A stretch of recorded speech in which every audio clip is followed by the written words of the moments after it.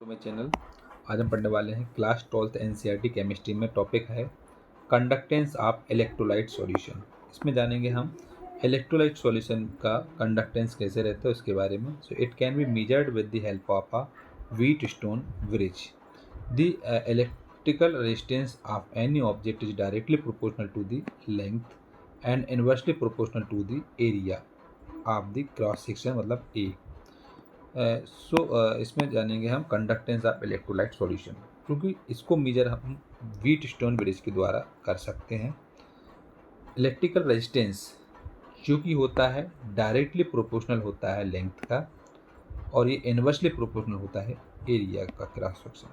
तो इसको हम लिखते हैं R proportional to L upon A के फॉर्म में। क्योंकि अगर हम लिखें तो आर डायरेक्टली प्रोपोर्शनल, इसमें एल अपॉन इनवर्सली प्रोपोर्शनल मतलब डिवाइड में, तो एल अपॉन ए होता है R directly proportional to L upon A. अगर हम इसका प्रोपोर्शनल हटाते हैं, इसमें हम किसी चीज़ का मल्टीप्लाई करते हैं, मतलब रो का मल्टीप्लाई कर देते हैं, तो आर इक्वल टू हो जाता है rho into L upon A. अगर हमको ये दिया है R proportional to L upon A, इसका अगर प्रोपोर्शनल हटाते हैं तो इसको हम लिख सकते हैं R equal to rho into L upon A के फॉर्म में। तो ये हो जाता है R proportional to L upon A या R equal to rho into L upon A. The constant of proportionality rho, rho जो कि ग्रीक वर्ड होता है, इसको हम रो बोलते हैं, इज कॉल्ड रेजिस्टिविटी, या इसको हम स्पेसिफिक रेजिस्टेंस भी बोलते हैं। Its SI units are ohm metre, तो ओम मीटर इसकी होती है। इसमें जो रो है, रो एक ग्रीक वर्ड होता है जिसको हम आर एच ओ रो बोलते हैं। ये कांस्टेंट ऑफ प्रोपोर्शनलिटी होता है, जिसको हम रेजिस्टिविटी कहते हैं। इसको हम स्पेसिफिक रेजिस्टेंस भी कह सकते हैं। इसकी एसआई यूनिट होती है ओम मीटर।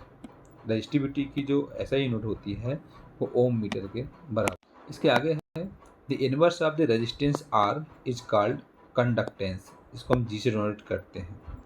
जो रेजिस्टेंस का इन्वर्स होता है, इन्वर्स ऑफ रेजिस्टेंस होता है, उसको हम कंडक्टेंस बोलते हैं, इसको जी से डिनोट करते हैं।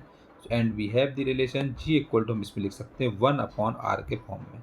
चूँकि मालूम है आर इक्वल टू होता है एल अपॉन ए, तो आर की जगह पे पुट कर देंगे तो इसका रेसिप्रोकल होगा, तो ये लिख देंगे ए अपॉन रो इंटू एल के फॉर्म में। चूँकि अगर हम इसमें चूँकि 1 अपॉन रो इक्वल टू हम लिख सकते हैं के बराबर, तो इसके अकॉर्डिंग लिखा हुआ के इंटू ए अपॉन एल के फॉर्म में। जहाँ पर जो जी है वो क्या है, इसमें कंडक्टेंस है। So the SI unit of the conductance is siemens, represent by the symbol S and is equal to ohm inverse, also known as mho and या रो इनवर्स। अब क्या होता है, जो जी है, जी को हम बोलते हैं कंडक्टेंस। जी का फार्मूला होता है 1 अपॉन आर होता है, या इसको हम अगर r इक्वल टू आपको मालूम है l अपॉन ए होता है, इसको अगर हम पुट कर देते हैं तो इसके फॉर्म में हो जाता है a upon rho into L. चूँकि 1 अपॉन रो इक्वल टू होता है के, तो g इक्वल टू हो जाता है k इंटू ए अपॉन एल। जो कंडक्टेंस होती है इसकी एसआई यूनिट होती है साइमेंस, इसको रिप्रेजेंट किया जाता है एस से, और ये जो होता है वो ओम इनवर्स के इक्वल होता है, जिसको हम मोह बोल सकते हैं, और ये ओम इनवर्स लिखा जाता है। So the inverse of resistivity is called conductivity. जो रेजिस्टिविटी का इनवर्स ऑफ रेजिस्टिविटी होता है उसको ही हम कंडक्टिविटी बोलते हैं। ये स्पेसिफिक कंडक्टेंस भी कहलाता है। Is represented by the symbol के, इसको हम के से डिनोट करते हैं, जो कि ग्रीक वर्ड होता है जिसको हम कप्पा बोलते हैं। तो इसमें जो रेजिस्टिविटी होता है उसका इन्वर्स होता है, उसको कंडक्टिविटी बोलते हैं। मतलब 1 अपॉन रो जो होता है उसको कंडक्टिविटी बोलेंगे, या इसको स्पेसिफिक कंडक्टेंस भी बोलते हैं। इसको के द्वारा रिप्रेजेंट किया जाता है, इसको कप्पा कहा जाता है।